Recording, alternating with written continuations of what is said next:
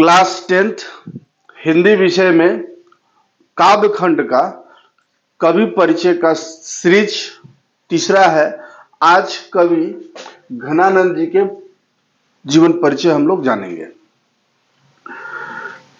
घनानंद का जन्म 1689 ईस्वी 1689 में हुई। मृत्यु 1739 ईस्वी में हो गई। लगभग 50 वर्ष तक घनानंद का जीवन रहा। उनकी मृत्यु नेचुरल में मृत्यु नहीं हुई, नादिर शाह के सैनिकों द्वारा उन्हें मार दिया गया।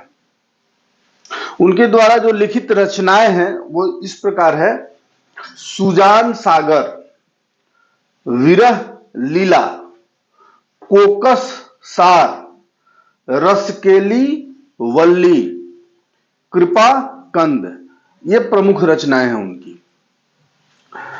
आचार्य रामचंद्र शुक्ल के अनुसार जो इनकी काव्य की विशेषता है, ऐसे रीति मुक्त कवि माने जाते हैं, तो साक्षात रस के मूर्ति आचार्य रामचंद्र शुक्ल ने इनको कहा कि ये साक्षात रस के मूर्ति थे।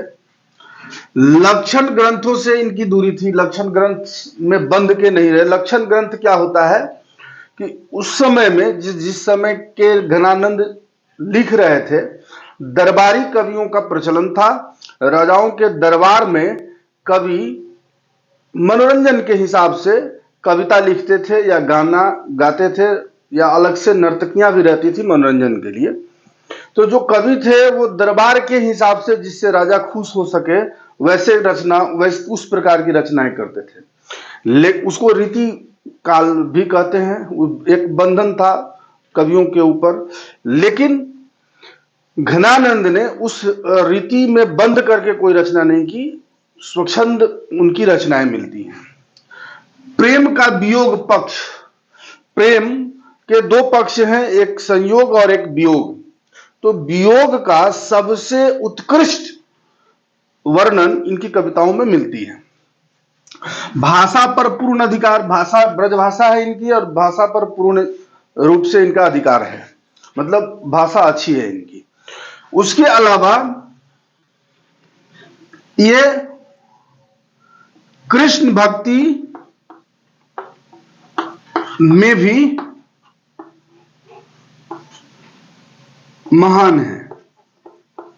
कृष्ण ब्रज के आसपास रहने लगे। बाद में उनकी एक प्रेमिका थी जो सुजान नाम था उसका।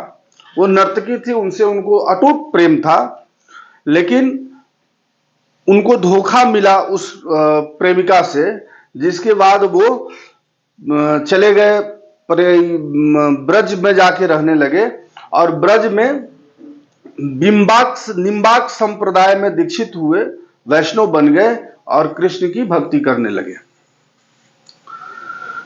इस प्रकार घनानंद की विशेषता बहुत सारी है। मैं उनके वियोग पक्ष को, चूंकि वियोग के पक्ष को, प्रेम के वियोग पक्ष को बहुत अच्छा से उन्होंने वर्णित किया है। एक छोटा सा पद मैं आपको सुनाता हूं, जिससे उनकी विरह का वर्णन का आपको अंदाजा लग जाएगा।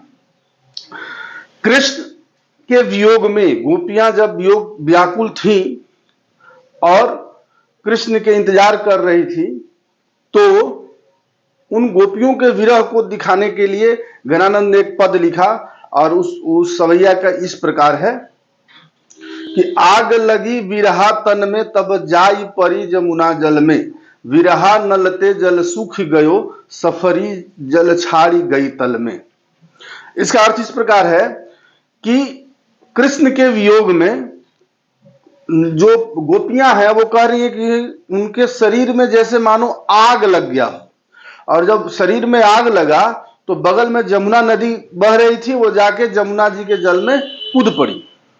तो उनके इस वियोग रूपी आग का इतना पावर था कि जमुना सूख गई, उन पानी ही खत्म हो गया उस आग के ये से। और उतना ही तक नहीं रुका, उतना गर्माहट था कि पानी सूखने के बाद जो कीचड़ भी नहीं बचा, वो कीचड़ जो है वो भी सूख के दरार उसमें फटने लगे, और मछलियां उस दरार के माध्यम से पाताल लोक में जाने लगी। ये उनके वियोग का चरमोत्कर्ष है। इस प्रकार जो आपको क्लास 10th में पढ़ना है वो हम लोग बाद में देखेंगे नेक्स्ट वीडियो में, अगले कवि का जीवन परिचय। धन्यवाद।